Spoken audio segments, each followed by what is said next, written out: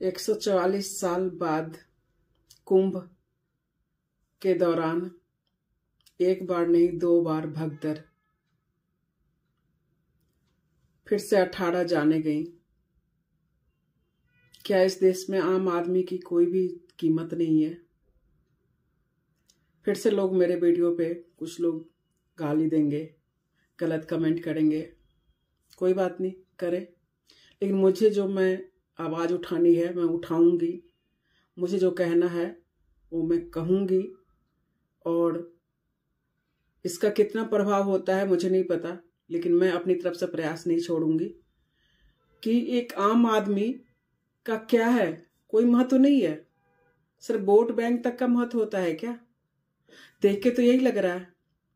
जब आपको पता है कि एक बार उस तरह से भगदड़ मच गई है, फिर आपने विश्वास दिलाया कि नहीं अब सब कुछ ठीक है, सब कुछ अच्छी तरह से व्यवस्था चल रही है, सब आराम से आए स्नान करें, तो क्या देश का जो कैपिटल है वो इतना हाई फाई रेलवे स्टेशन पे उसका इंतजाम नहीं किया गया कि वीकेंड पे फिर से रश होगा, और हर घंटे 1500 ticket, general ticket, special train की टिकट कट रही है, और वो लोग जब आएंगे प्लेटफॉर्म पे तो उसकी क्या व्यवस्था होगी?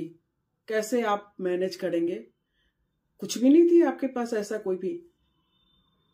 भाई पता था ना, आप हर घंटे टिकट काट रहे हो, आपको पता था ना कितना रश होने वाला है, कितनी पब्लिक आने वाली है। क्या उसकी जान की थोड़ा भी नहीं परवाह था कि कहीं कुछ हल्का सा कुछ भी मिसमैनेजमेंट हो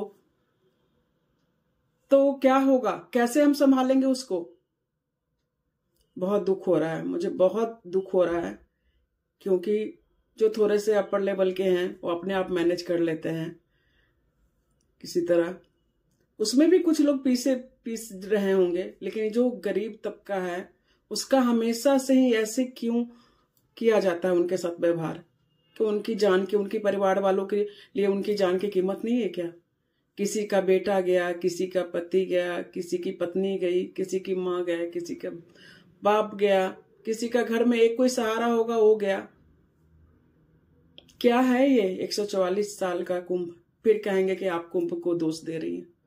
तो आपका प्रचार भी तो वही था कि इस कुंभ में नहीं स्नान करेंगे तो मोक्ष की प्राप्ति नहीं होगी। और जो भी, मैं कभी भी सनातन धर्म के खिलाफ नहीं हूं, मैं हमेशा सपोर्ट में रहती हूँ, लेकिन आप, यदि आप लोग की भी तो कुछ जिम्मेदारी होती है, वो मासूम पब्लिक के लिए कुछ तो जिम्मेदारी होती होगी कि चलो और कोई घटना घटे कोई बात नहीं, कम से कम जान पे तो, जान की सुरक्षा का तो हक है ना।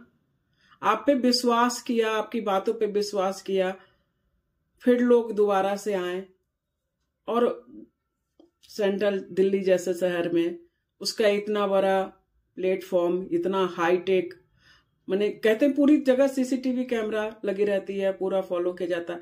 क्या उन्हें भीड़ दिखाई नहीं दी, क्राउड नहीं दिखाई दिया? इसके लिए कुछ प्लानिंग तो करनी होती है ना, किया तो होगा, कुछ तो किया होगा। फिर क्यों ऐसे दोबारा? बहुत दुख की बात है, बहुत ही ज्यादा। मैं क्या ही कहूं, मुझे बहुत अफसोस हो रहा है, बहुत ही ज्यादा अफसोस हो रहा है।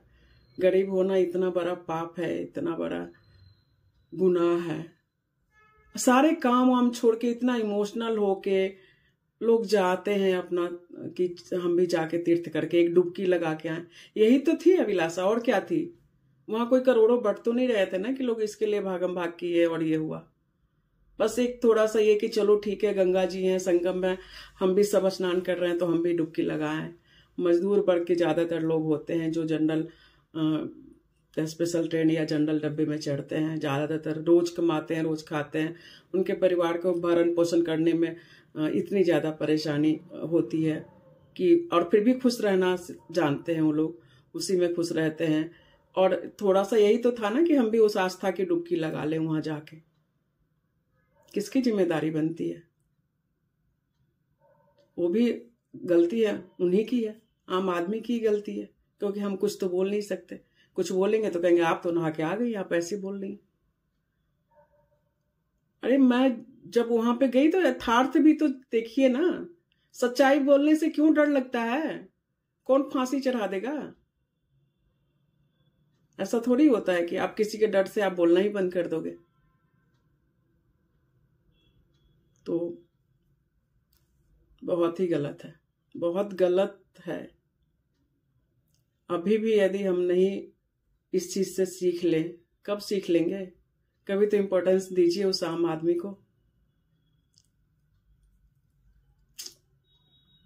मैं निशब्द हूं।